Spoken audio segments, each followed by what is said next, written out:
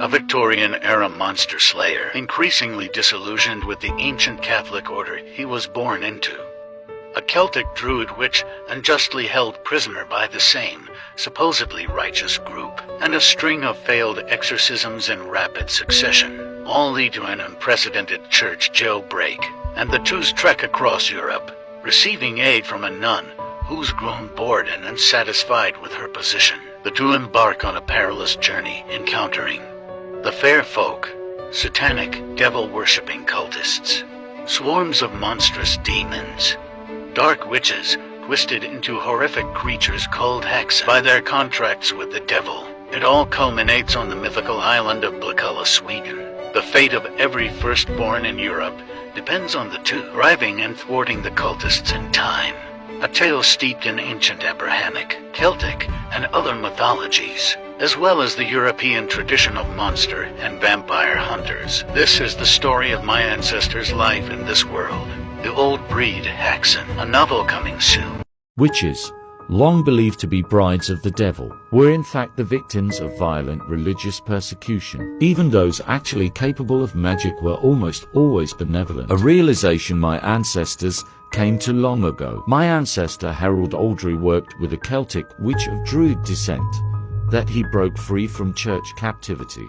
She aided him on a mission to Blakulla Island off of Sweden. Here they faced actual devil worshippers, some of whom worked infernal magic, though were closer to cultists than witches. Worst with the monstrous HAXAN, once satanic witches, executed and resurrected into horrors by their dark lord. This whole adventure seems to have inspired his grandson, Leopold's work on the themes and vignettes of the movie HAXAN. According to my research, Leopold went on to work in the US with a Seminole medicine woman, similarly relying on her spiritual knowledge to handle threats.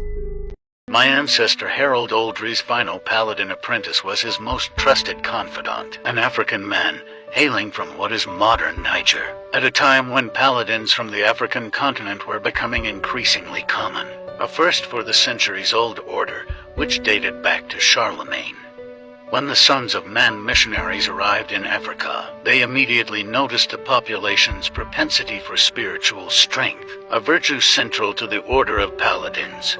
An older boy watched as Harold, alone with his sword, slew the Sasabonsum, monstrous creatures terrorizing the tribe. The boy, and many others, soon enlisted for training. He gained a reputation for being the best, and took the name Samuel, after the biblical prophet, and surname Ravenson, for the birds that seemed to watch over him. According to Harold's writings, what happened next was the beginning of his falling out with the Sons of Man. As soon as they were trained, the Order's leadership used the African paladins uniquely against the most dangerous targets. A year later, more than half of them were dead. Because of this, Harold swore an oath to never train another paladin again. He would march none more to their memorials. Despite this, Harold wrote that Samuel and his own apprentice were the only ones to aid he and Bridget in their march on Blakulla Island to stop the devil and his servants. Vlad the Impaler, or Dracula. Many have questioned if this man or monster was mentioned in my ancestors' journals. I can tell you that he was, but what they wrote of Vlad the Impaler had nothing to do with any of the types of vampires they hunted. Based on their description, he bore almost no relation to the novel by Bram Stoker, nor any of the derivative works that followed. He was described as a blessed Eastern Orthodox Christian warrior, considered essentially the same thing as the Catholic Paladin order, dating back to Roland and Charlemagne. But years of brutal torture, first at the hands of Ottoman Turks and later in the dungeon of Hungarian ruler Matthias Corvinus, planted an ever-growing madness deep in his mind. That led to a twisted, violent sense of Old Testament justice. There were apparently several non-Catholic paladin equivalents found in other parts of the world, though often even acknowledging this was considered heresy. Many have asked for a video on the evidence that my ancestors occasionally partnered with a possible Victorian-era time traveler, who apparently crossed paths with multiple generations of them during their work hunting supernatural threats. According to the writings of my ancestor Harold Oldrey, there was a pair of brothers, scientific geniuses part of a secret think tank, who made specialized weapons for him.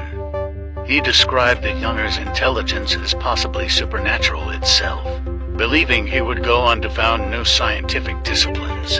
Among the many ancestral artifacts I inherited in the home was a pair of antique clocks, both with noticeably odd characteristics.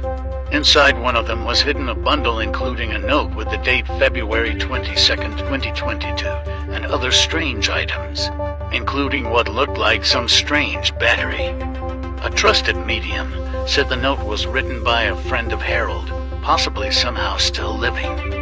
On the written date, the clock vanished. Searching the entire property, I found a decades-old suitcase in the shed that had not been there before.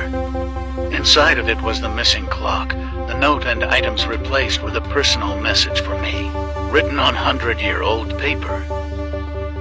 Trolls are one of the oldest monsters of Nordic myth, sometimes depicted as monstrous giants, others verging on godlike wilderness entities, or sometimes man-sized brutish monsters.